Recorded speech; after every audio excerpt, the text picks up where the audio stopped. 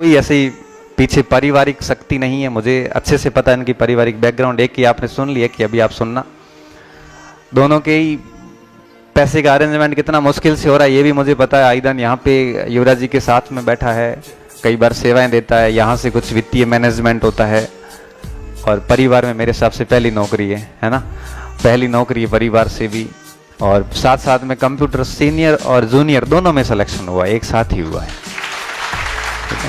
और आज पहला अवसर है कि मंच पे बोलेगा तो पैर भी कांपेंगे, होठ भी कांपेंगे, बोलना चाहेगा वो शायद बोल नहीं पाएगा, लेकिन भावनाओं का सम्मान करना, ठीक है।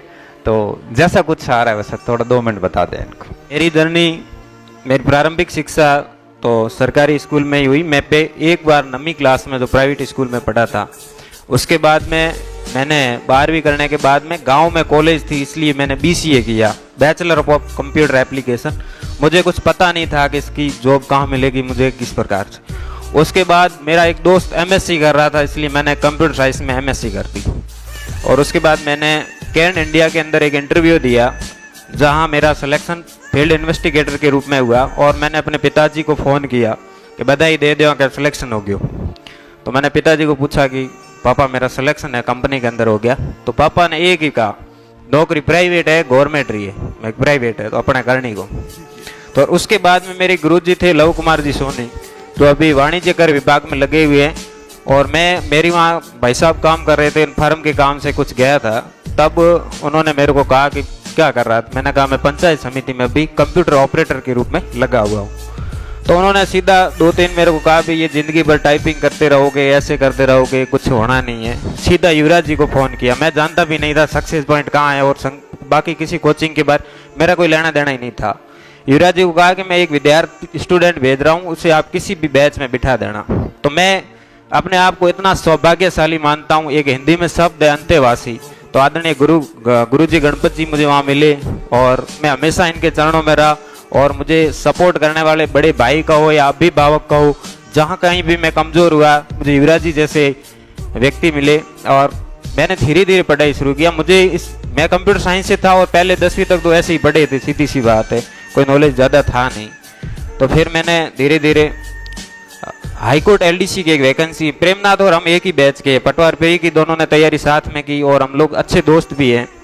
और तो मैं प्री क्लियर हो गया था मेरा कंप्यूटर और गणित के आधार पे, बाकी मुझे कुछ आता नहीं था। और मैं पटवार पे प्री और मेंस देकर आया और फेल हो गया।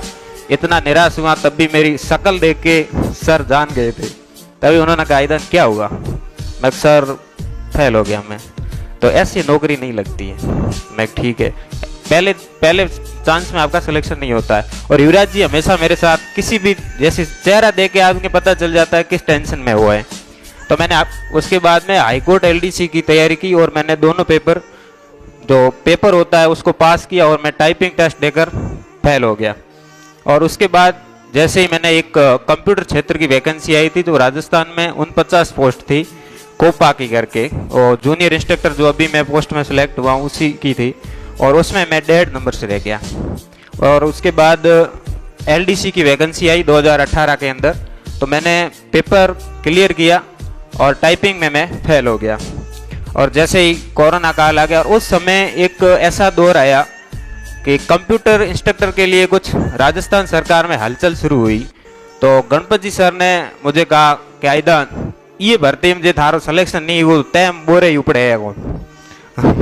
फिर उस दिन से मैंने ठान लिया कि मुझे किसी भी हालत में ये वैकेंसी निकालनी। तब जैसे ही मैं तैयारी शुरू करी तो पटवारी की वैकेंसी आ गई, और मैं पटवारी की तैयारी करने लग गया।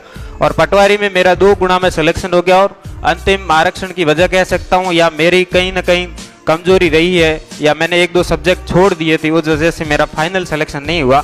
लेकिन इतना मैं, ये घटना मेरी जो कंप्यूटर इंस्ट्रक्टर की तैयारी कर रहा था उससे 15 दिन पहले की है।